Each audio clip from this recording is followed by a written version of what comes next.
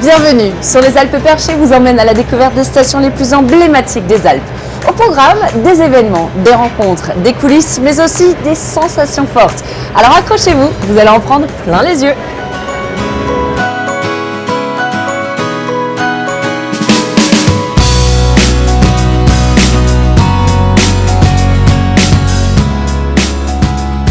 Reliée aux 4 vallées, Verbier fait partie du plus grand domaine de ski en Suisse.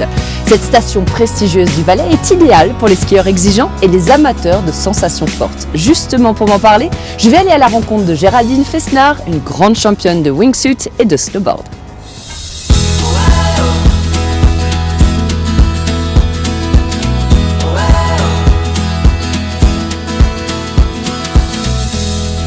You and me are so easy. You and me take our time. You and me work together most of the time. Géraldine m'a donné rendez-vous au téléphérique des Gentianes. Je m'attendais pas à un bar. C'est fun. Salut Géraldine, ça va? Oui, et toi? Bon, merci de m'accueillir à Verbier. J'en ai tant entendu parler. On est où exactement là, Géraldine? On est en plein centre de tous les 4000, entre le massif du Mont Blanc et le Cervin. Depuis le sommet du Mont Fort, justement, c'est un point de vue juste exceptionnel parce qu'à 360 degrés, on voit tout. Du Mont Blanc jusqu'au Weisshorn, le Cervin, la Dent d'Airain, le Mont Rose, le Grand Combin. Verbier fait partie du domaine des 4 vallées, c'est bien ça? Alors, c'est les 4 vallées, Verbier, et on a donc accès à différentes stations comme Nanda, Latsuma, Vezona. Et en plus, tu n'as même pas besoin de prendre un bus ou quoi, c'est vraiment des télécabines tout le long, tu skis, télécabine, tu skis. Et alors ton terrain de jeu, tu veux bien le partager avec moi aujourd'hui? Bah alors avec grand plaisir. Tu relèves le challenge? Ouais, avec grand plaisir. Go! On y va.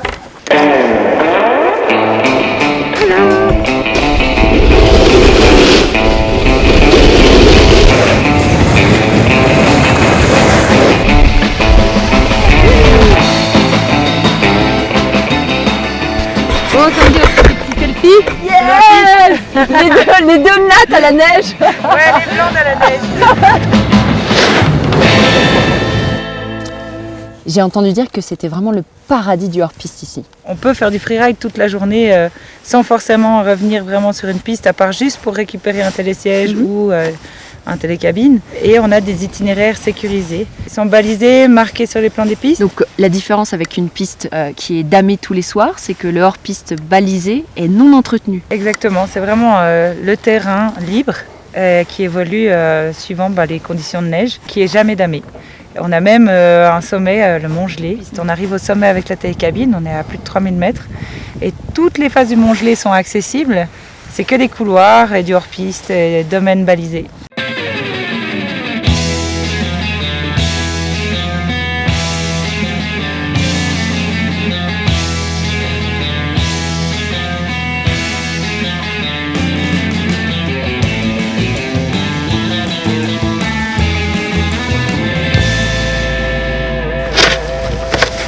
Si moi je vais te montrer un super truc. D'accord.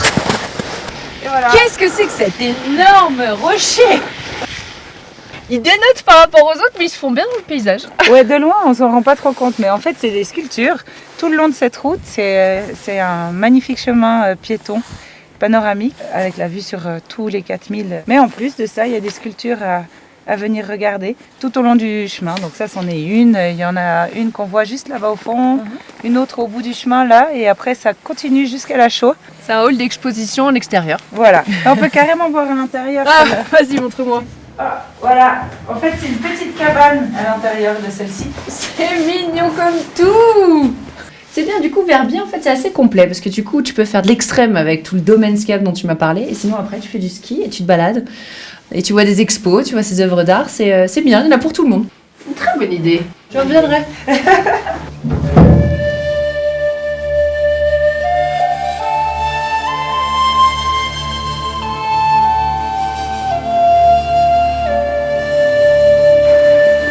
Géraldine, quelle journée tu m'as fait passer. Tu reviens quand tu veux parce que je pense qu'on n'a pas fait un dixième de tout ce que je pouvais te montrer ici. C'est tellement énorme le domaine, regarde tout ce qu'on a devant nous là déjà. Bon, j'ai clairement vu que tu étais une championne de freeride, mais tu es également une grande championne de wingsuit. Et alors, tu sautes de tous ces sommets qu'on voit là? Bah là, typiquement, on voit pile en face de nous le pleureur. Ça, c'est un magnifique vol. Puis après, il y a des sauts un peu moins hauts, il y a des sauts un peu plus accessibles que celui-là. Puis celui-là, c'est quand même 4 heures de marche déjà. D'accord. Et il y a Pour des 2 sauts minutes de descente. pour 2 minutes de descente. Ouais. Mais quand on aime, on ne compte pas.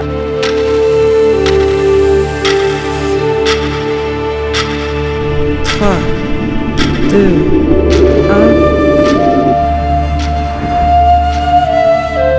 1. Dis-moi simplement ce qu'est alors le wingsuit. Alors la wingsuit, c'est des grandes ailes qui me permettent d'agrandir ma surface. Et j'habite à Verbier, donc pour le snowboard, freeride et pour la wingsuit, c'est vraiment la Mecque et c'est un endroit fabuleux.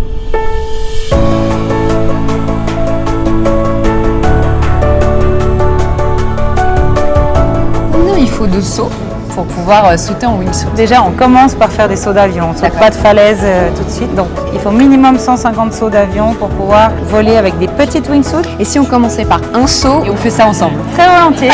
Ça va être juste fabuleux.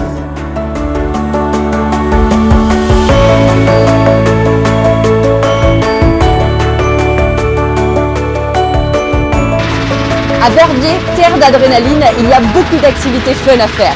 Alp Skydive propose des sauts en chute libre d'un hélicoptère avec une vue en plus apparemment imprenable. Alors, c'est à faire?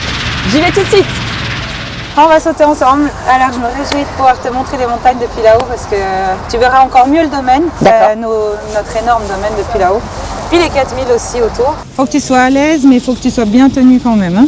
Quand on sort d'un avion, on vole à une vitesse relative de 120 km/h. Donc, on s'appuie tout de suite sur un coussin d'air, ce qui n'est pas le cas d'un hélicoptère.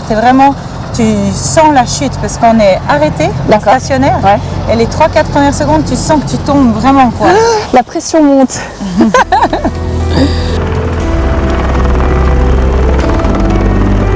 Il me tarde d'être là-haut. Ça va bien se passer. Mais oui, c'est sûr que je suis avec toi. Championne.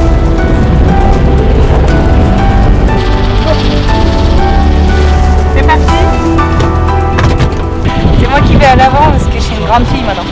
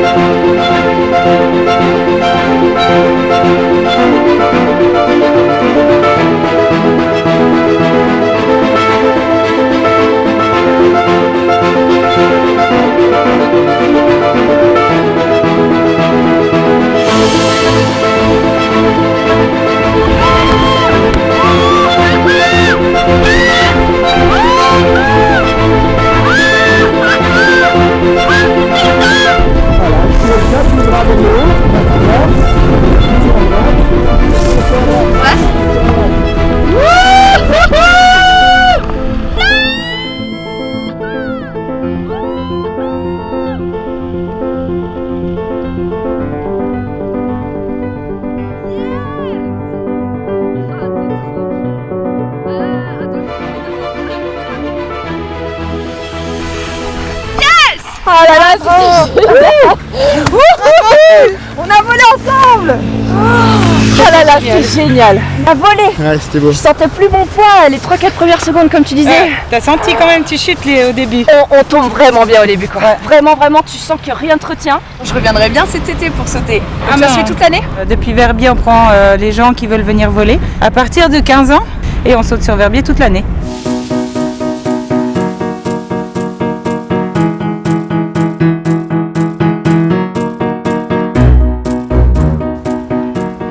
Impossible d'être à Verbier sans déguster une raclette. La raclette, c'est le nom d'un fromage d'appellation d'origine protégée, originaire du Valais.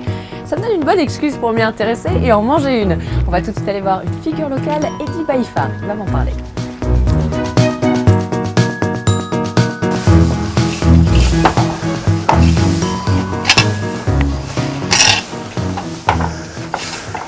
Bonjour Eddie. Salut Sandy. Ça va bien? Ça va bien et toi? Ouais, super. Tu as trouvé facilement? Je pouvais pas te rater, c'était indiqué partout. Ah, super. C'est un emblème ici.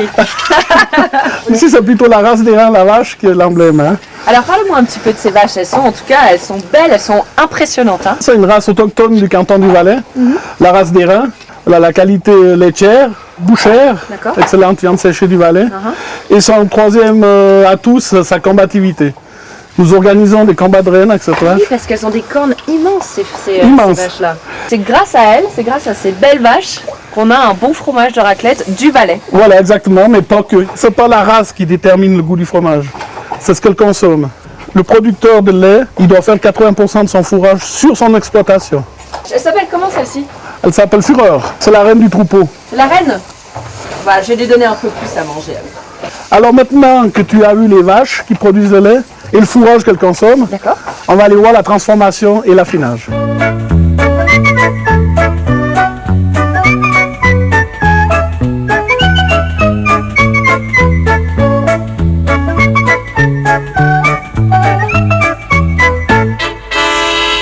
Voilà, viens visiter la fabrication du fromage. C'est ici qu'on transforme le lait des vaches que tu as vu tout à l'heure. C'est impressionnant, il y a combien de litres de lait là? Alors là, il y a 2800 litres, ce qui va donner 280 kg de fromage raclette du Valais.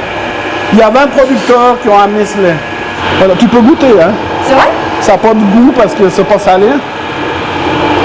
Mais tu sens sous ta dent l'onctuosité déjà. C'est hyper, la texture est super bonne. Ça peut pas être plus frais là. Hein. Et après, il faut savoir que c'est 24 heures sous presse et 3 mois d'affinage. Alors tu peux venir voir la cave, c'est des trésors. Là, ils sont prêts à être libérés pour la vente. D'accord. Mais après 3 mois, il y a une commission de taxation qui va passer et qui vont tous les tester. Savoir s'il y a des fermentations secondaires, S'il y a de l'air dedans en fait. s'il y a de l'air ou du gaz. Et on fait des prélèvements comme ça. Là, Qui dit prélèvement dit on peut goûter. on peut goûter. Elle est molle et ça a l'air assez gras pour la raclette alors. Bien sûr. Il faut pour la raclette qu'il ait 45% de matière grasse, entre 45 et 50. Et dis, si je mange de la raclette, forcément la raclette elle vient de Suisse. Pas forcément, non? En Haute-Savoie, vous avez maintenant raclette de Savoie IGP. Mais l'origine de la raclette, c'est quand même le Val-de-Banne et la vallée de Conches en Valais. Ok. Ça, c'est prouvé par les documents historiques. Donc moi j'ai envie de manger la raclette d'Eddie surtout. Eh bien, je vais t'en préparer une Tu m'en prépares une? et tu vas te rassasier. Ah bah attends, je commence à avoir faim, c'est parfait. Extra, allons-y.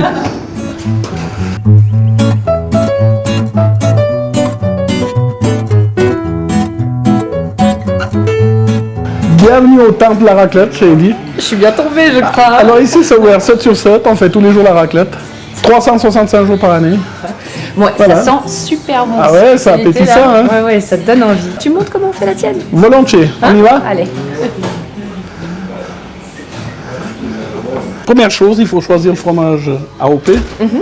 Là, je présente le fromage au four. Et là, tu attends gentiment que ça crépite. Faut attendre. Et alors du coup, le fromage à raclette s'appelle raclette parce que en fait on racle, On racle. le fromage. Donc Voilà, en fait, le exactement. fromage est venu de l'action en fait de manger ce fromage. Exactement. Ça a été découvert par les bergers qui pique-niquaient pour se nourrir auprès du troupeau dans les alpages. Et puis ils ont fait un petit feu de rhododendron. Ils ont laissé leur pique-nique à proximité du feu parce qu'ils ont dû intervenir sur une bête. Et du coup, le fromage a fondu. Ouais. Comme ils n'avaient pas les moyens de gaspiller, ils ont quand même tiré la partie fondue sur une tranche de pain de seigle. Et ils ont trouvé ça fameux. Et le berger s'appelait Léon. Et tu vois, là, j'entends. Moi aussi Que ça j'entends. crépite. Moi aussi j'entends.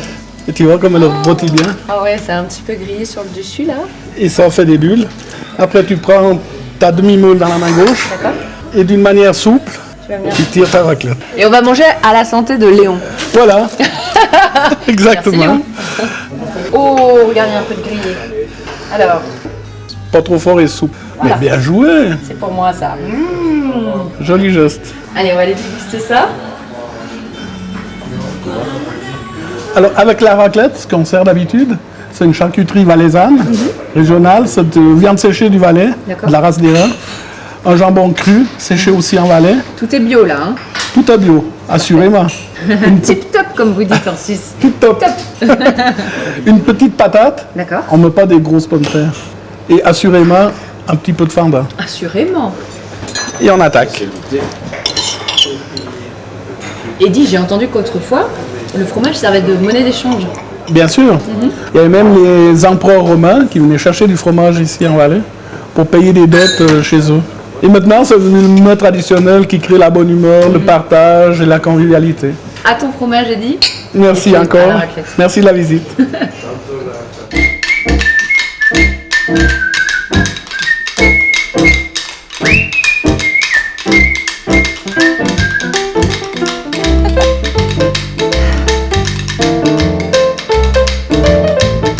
Le Saint-Bernard restera à jamais le symbole de la Suisse. La Fondation Barry, située à Martigny, à quelques kilomètres de Verbier et du col du Grand Saint-Bernard, a à cœur de faire connaître cette race. Je vais rejoindre Gabriel, avec qui je vais faire un retour dans l'histoire de quelques siècles pour me parler de ces chiens sauveteurs. Allez Billabong, on y va. Oh, oh. Allez ma puce. C'est la Gabrielle là.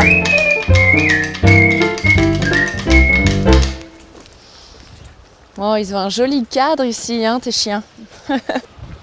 Alors l'histoire, c'est que les chanoines, au XVIIe siècle, en fait, se sont entourés de chiens pour la garde autour justement de l'hospice. Mais après, ils sont devenus en fait des chiens sauveteurs. C'est tout à fait juste. D'ailleurs, c'était des chiens pour tracer la route. D'accord. C'est-à-dire, vous avez 2 Saint-Bernard devant vous, grosso modo, ils vont faire une autoroute dans la neige, puis vous pouvez suivre derrière tranquillement. C'est large. C'est large.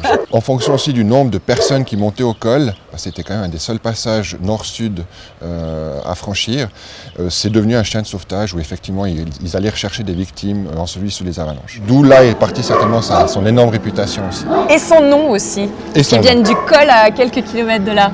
Et j'ai l'impression du coup que le Saint-Bernard a laissé sa place aux bergers allemands. On prend plutôt ses chiens en montagne maintenant. Tout simplement par souci d'économie de poids, donc on a changé les moyens d'intervention en montagne, on est parti sur l'hélicoptère maintenant.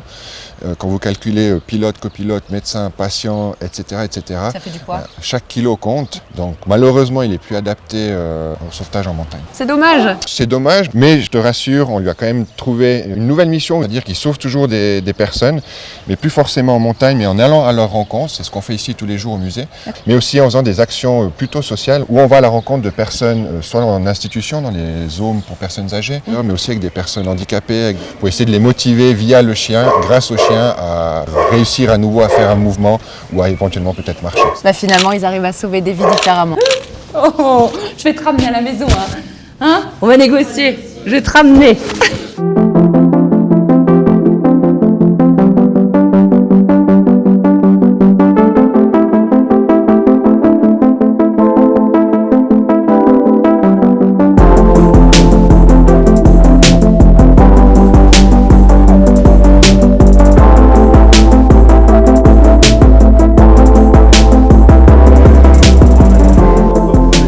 Verbier accueille chaque année un des événements les plus beaux du monde de la glisse. Sur le Bec des Roses, ici, ça va être l'extrême de Verbier.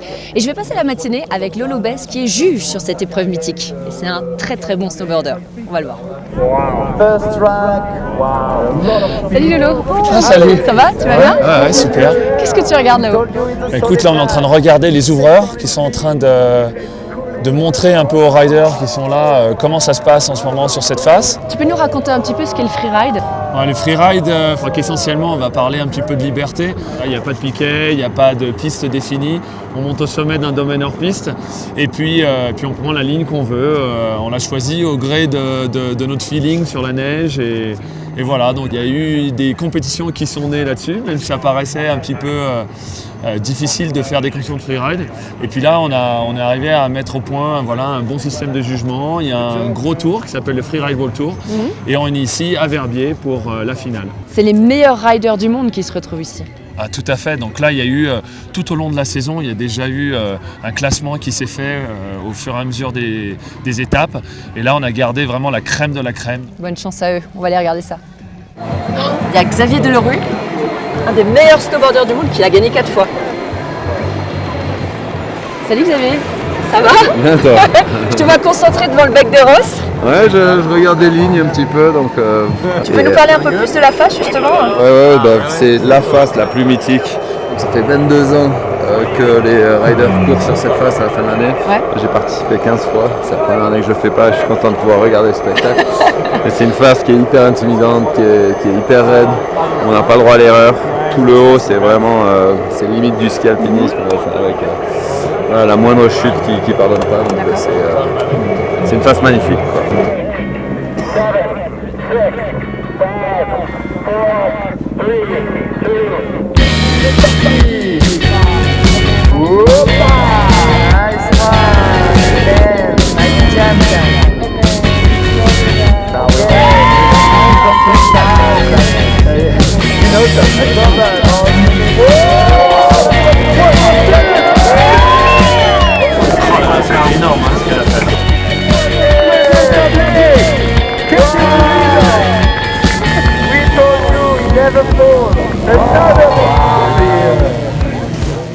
Tiens Lolo, je t'ai pris un petit café. Oh merci, bien besoin là. Ah bah ouais, je suppose. C'est ta feuille de juge? Voilà, donc 5 critères de jugement qui nous permettent de donner une note globale. Le choix de la ligne, les sauts, ce qu'on appelle air and style, le contrôle, la fluidité et puis la technique du rider. Parlez-moi un peu de l'état d'esprit du freeride. Est-ce que c'est une grande famille ou alors les riders sont très en compétition? Le freeride, c'est vraiment une grande famille. Je pense que probablement dû au fait qu'il y ait tellement de risques quand même liés à cette discipline. Oui. Il y a un grand respect mutuel. Ça fait une grande famille internationale qui vient du monde entier pour se frotter à cette face en fait. Ouais, c'est ça. Alors on essaye de l'apprivoiser. On n'est pas là pour se battre contre elle. On voit certains riders qui vont invoquer le ciel, mais je crois que c'est plutôt pour essayer de rentrer en osmose avec la montagne, avec la neige, avec la nature. Respect entre les riders et respect de la montagne aussi alors. Complètement. Finalement. Allez, c'est parti, un mot, tu jump, il reste collé.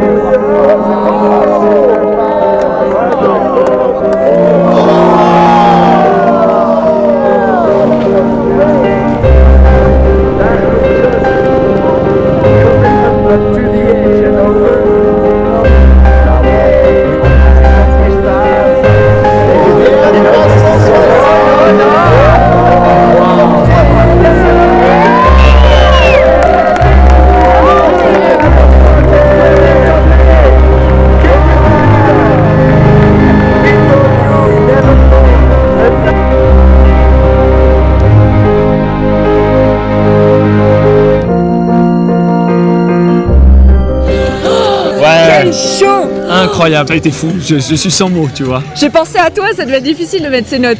Ouais. Il y a un moment, on avait envie de mettre 100 points tout le temps. Bien sûr. Non, extraordinaire. Vraiment un niveau, quelle édition incroyable. Moi j'étais dans le public et ça tapait des mains pour tous les riders, c'était vraiment spectaculaire. Et que la fête commence. Et ben ça ne fait que commencer. Right from the start, I knew you were the one for me. So I played my part, and I hope that you notice. Yeah. Côté sensations fortes, à Verbier, l'après-ski et la vie nocturne apparemment, c'est du niveau. J'ai rendez-vous avec Vincent pour aller boire un petit verre. Salut Vincent, ça va? Salut. Tu vas bien? Bien et toi? Ah c'est blindé dehors. Ah ouais, c'est craqué. Bah c'est l'extrême en fait. Hein. L'après-ski, j'ai entendu, c'est the place to be. Hein. On rentre pas à la maison, mais on va tout de suite aller boire des coups. Exact, donc Verbier, c'est un peu comme en Autriche je dirais. Quand t'as fini ski, tu fais juste une petite halte dans les bars et puis une petite halte se dit souvent 2-3 heures. Tes touristes, ils viennent d'où? Principalement de Grande-Bretagne, de France, des pays scandinaves.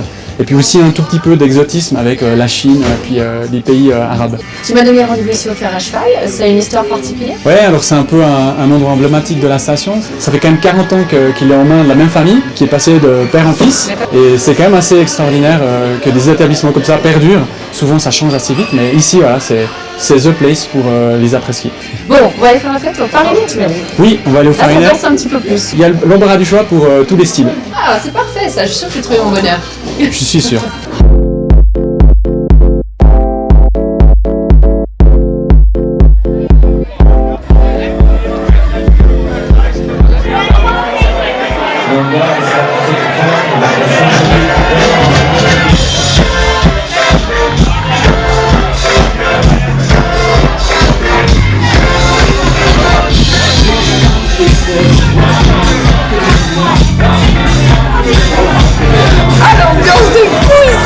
Et ouais, ben Verbier c'est ça, tu finis ton après-ski à 16h30, tu débarques ici à 18h, et puis concert live au Farinet, et jusqu'à 9h, et ensuite, si tu es assez fort, ben, tu rentres, tu manges, et tu recommences à partir de minuit dans les discothèques jusqu'à 4-5h du matin.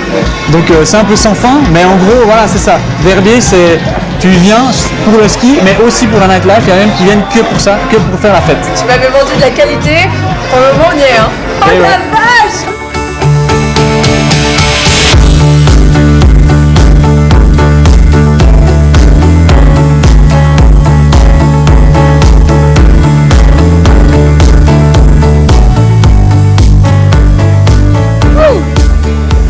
Ainsi s'achève mon numéro immersion à Verbier. J'espère vous avoir donné des envies d'adrénaline et d'aventure. Restez au top et moi je vous retrouve bientôt pour de nouvelles aventures dans les Alpes bien sûr.